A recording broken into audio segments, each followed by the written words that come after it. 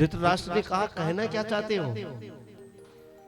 विदुर जी ने कहा कि मैं दुर्योधन के लिए कह रहा हूं कि दुर्योधन की बात मानोगे तो पूरी परिवार को नष्ट करवा दोगे। और ये बात दुर्योधन ने खुद सुन ली।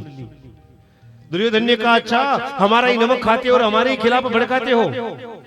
महाराज विदुर जी को ही राज्यसभा से निष्कासित कर दिया। विदुर जी तो और राजी हो गए। अरे पहले राजकाज में ध्यान देना पड़ता, अब तो महाराज जंगल में जाऊंगा और भजन ही करूंगा। हस्तिनापुर के बाहर एक केलों का वन था और वहां विदुर जी और विदुरानी दोनों भगवान का भजन करते हैं और मस्त रहते हैं। इधर महाराज पांडवों के और कौरवों के युद्ध होना था। भगवान बन के आ रहे थे शांति दूत। क्या बन के आ रहे थे? शांति दूत। विदुर जी ने मन में विचार किया अरे मेरे प्रभु द्वारिका आ रहे हैं तो मैं क्यों दर्शन नहीं करूं? विदुरानी ने कहा महाराज अब आप कोई महामंत्री थोड़ी जो आगे की लाइन में खड़े रहोगे। अरे आप साधारण व्यक्ति हो, कौन देखने देगा भगवान को? विदुर जी ने कहा भले ही मैं मेरी आंखों से भगवान को नहीं देख पाऊंगा, लेकिन भगवान की भी अगर एक नजर मेरे पे पड़ गई तो मेरा कल्याण हो ही जाएगा। क्योंकि भगवान सहस्त्राक्ष हैं, भगवान की 1000 आंखें हैं। भगवान की कितनी आंखें हैं? अरे महाराज मैं ना देख पाऊं लेकिन मेरे प्रभु तो देख लेंगे। विदुर जी भी उस भीड़ में चले गए और विदुर जी महाराज उस भीड़ में खड़े हैं। भगवान की नजर पड़ी।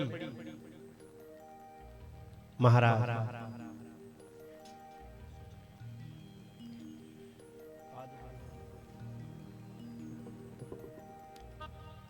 विदुर जी पर भगवान की नजर पड़ी। विदुर जी की नजर भगवान पर पड़ी। इधर महाराज भगवान को लेकर सभा में आए। भगवान ने कहा भाई पांडव भी तुम्हारे ही परिवार के हैं, इन्हें तुम ज्यादा नहीं तो 5 गांव दे दो। दुर्योधन ने मना कर दिया बिना युद्ध के एक सुई की नोक के बराबर जगह नहीं दूंगा। भगवान ने कहा ठीक है भैया अब तो युद्ध होना ही है। दुर्योधन ने कहा महाराज चलो भोजन कर लो। भगवान ने कहा मैं तेरे घर भोजन नहीं करूंगा। क्यों? क्योंकि मेरे पहले निमंत्रण आया हुआ किसके घर का? विदुर जी के घर का। विदुर जी भी उसी सभा में बैठे मन में विचार किया मैंने कब बुलाया, लेकिन इन्होंने कह दिया तो ये जरूर आएंगे। विदुर जी दौड़े दौड़े घर गए। विदुरानी से कहा रे विदुरानी जल्दी से तैयार हो जाओ, जल्दी से तैयार हो जाओ, कुटिया को तैयार करो। क्यों? क्योंकि द्वारकाधीश श्री कृष्ण आने वाले हैं। अब तो महाराज विदुरानी ने अपनी छोटी सी कुटिया में गोबर का लेपन किया, बढ़िया रंगोली बनाई और विदुर जी गए बाजार में। उनको पता है कि कन्हैया को दूध दही माखन प्रिय है, तो मैं ग्वालों की हाट में जाकर बाजार से जाकर दूध दही माखन खरीद कर लाऊं। विदुर जी गए बाजार। विदुरानी ने घर के आंगन को साफ किया और साफ करके जैसे ही स्नान करने के लिए बैठी ही थी कि इधर से कन्हैया आ गए और आकर दरवाजा खटखटा दिया। काकी जी, अरे काकी जी दरवाजा खोलो। अब तो महाराज जैसे ही मेरे प्रभु ने दरवाजा खटखटाया, विदुरानी ने सुना कि ये आवाज तो कन्हैया की आवाज है। और जैसे ही कन्हैया की आवाज सुनी विदुरानी सुध बुध खो बेटी भूल गई। और महाराज विदुरानी उठकर दौड़ी और गीले कपड़े ही दौड़ी और भगवान के पास जाकर दरवाजा खोला। और दरवाजा खोलकर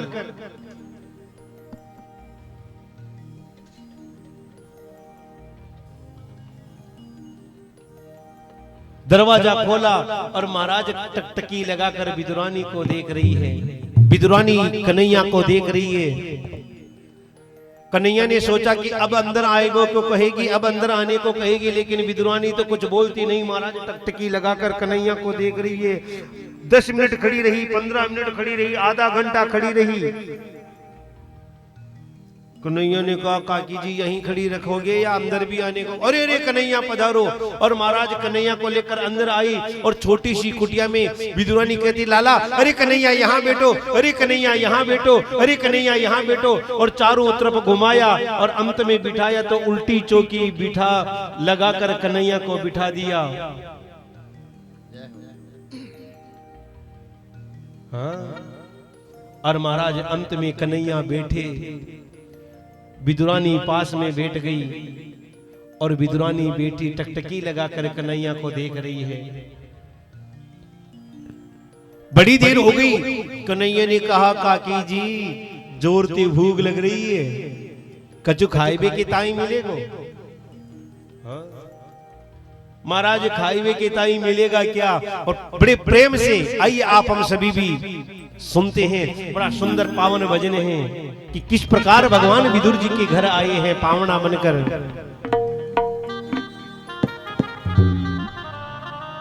आज हरि आए विदुर घर पावना, आज हरि आए विदुर घर पावना, आज हरि आए विदुर घर पावना, आज हरि आए विदुर घर पावना, विदुर घर पावना, विदुर घर पावना, विदुर घर पावना, विदुर घर पावना, आज हरि आए विदुर घर पावना, आज हरि आए विदुर घर पावना।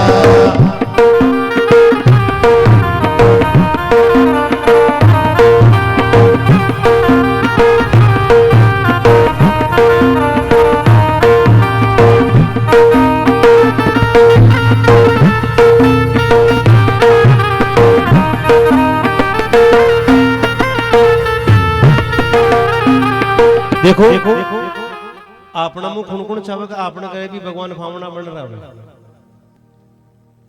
ये गिरे महाराज ईशा शाला मेरे मां के गिरे फावना बन रहा है भगवान। सिया मार बुझे कि मन हपड़ा हपड़ा। अरे महाराज भगवान तो प्रेम की भूखी थे, खुणकुण चावे दे के हाथ खड़ो कर जो भगवान आपने करे फावना बन रहा है। सब चाहिए ना तो गाओ ने, ये तो सब गा सकते ने।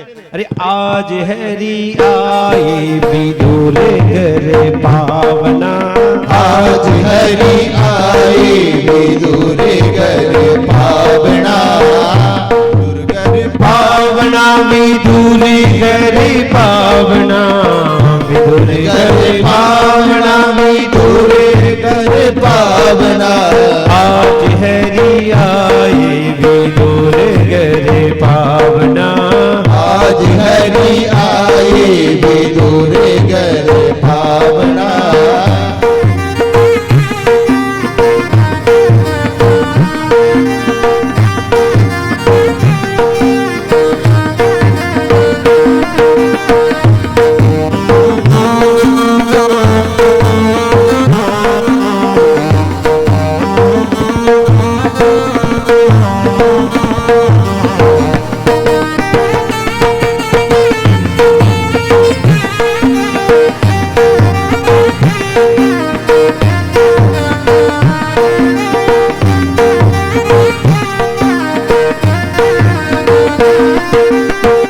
विदुर नहीं घर थी विदुरानी, विदुर नहीं घर थी विदुरानी, गीले लते अंग लपटानी, गीले लगे अंग लपटानी, आसन दे बैठावना,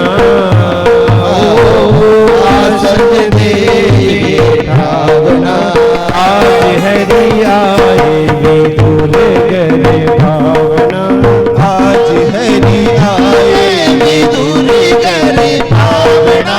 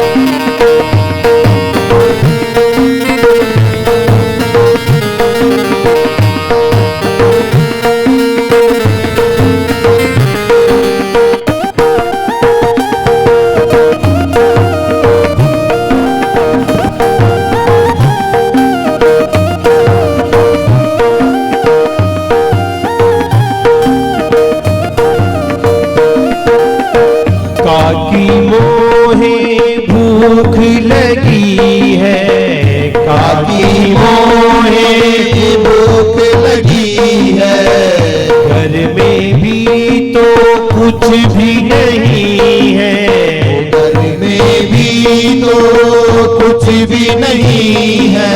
कदली भोग लगावना, कदली भोग लगावना। आज हरि आए विदुर करे भावना। आज हरि आए विदुर करे पावना।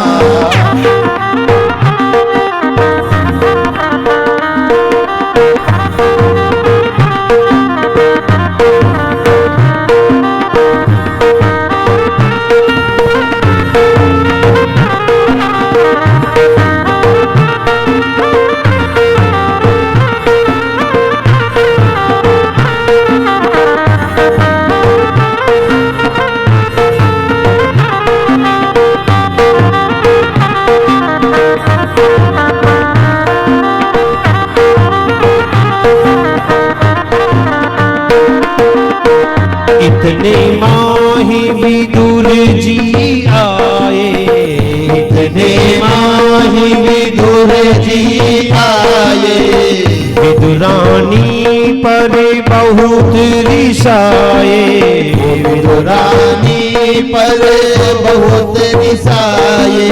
घर की लाज गमावना, घर की लाज गमावना। आज हरि आए विदुर घर पावना। आज हरि आए विदुर घर पावना। आज हरि आए विदुर घर पावना। आज हरि आए विदुर घर पावना। आज हरि आए विदुर घर पावना। आज हरि आए विदुर घर पावना।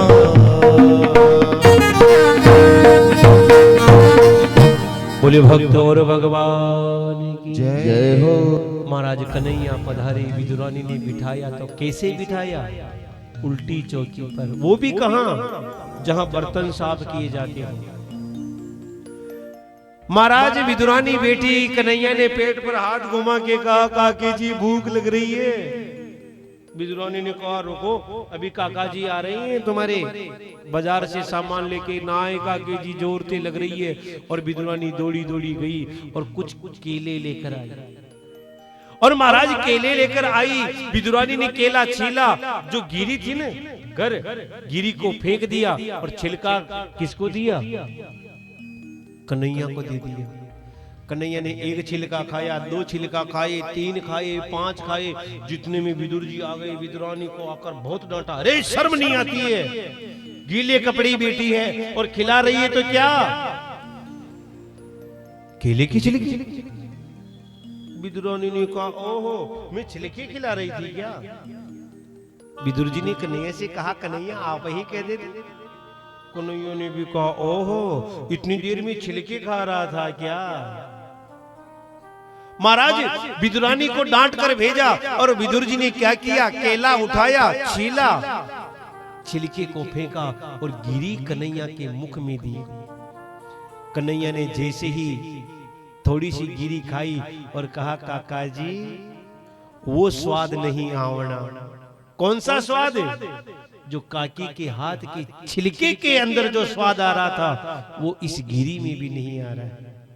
भगवान स्वयं कहते हैं ना कि 7 दीपनो खंड में, 7 दीपनो खंड में नित्य होत जिमनार।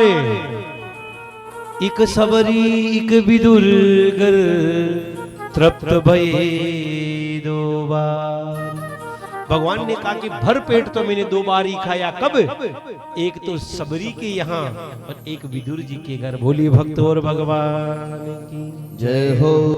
इसी के साथ विदुर जी महाराज मैत्री मुनि के पास पधारे हैं और सृष्टि विषय प्रश्न हुए हैं। सृष्टि की रचना में सबसे पहले ब्रह्मा, भगवान की नारायण की नाभि से कमल, कमल से ब्रह्मा, ब्रह्मा से 10 पुत्र हुए, सनत कुमार जी महाराज इत्यादि 10 पुत्र हुए। इन्हीं के साथ मरीचि, अंगिरा इत्यादि ब्रह्मा जी के 10 पुत्र। नारद इत्यादि पुत्र हुए, सभी ने तपस्या करने, वो सृष्टि करने के लिए मना कर दिया। ब्रह्मा जी को क्रोध आया तो भौं से रुद्र प्रकट हुआ। इसी के बाद ब्रह्मा जी के दाईं अंग से एक पुरुष प्रकट हुआ जिनका नाम है स्वयंभू मनु, और दाईं अंग से बाईं अंग से एक कन्या प्रकट हुई जिसका नाम है शत्रुपा। उन्हें कहा कि सृष्टि की रचना करो। उन्होंने कहा महाराज सृष्टि की रचना करें तो करें कैसे, चारों तरफ जल ही जल है, पृथ्वी तो है ही नहीं, क्योंकि पृथ्वी को तो हिरणाक्ष समुद्र में लेकर गया हुआ है।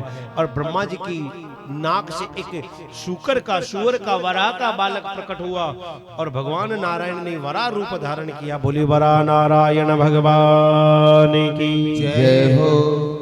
जल में जाकर पृथ्वी को लेकर आए, हिरणाक्ष के साथ वध की, युद्ध किया और हिरणाक्ष का वध किया भगवान ने।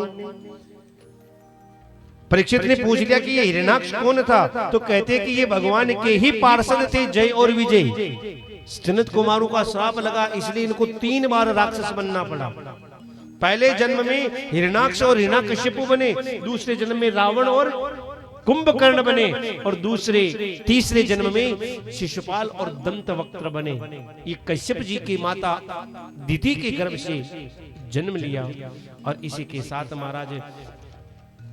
महाराज मनु के महाराज मनु के 5 संतान हुई, जिनमें 3 बेटियां और 2 बेटे हुए।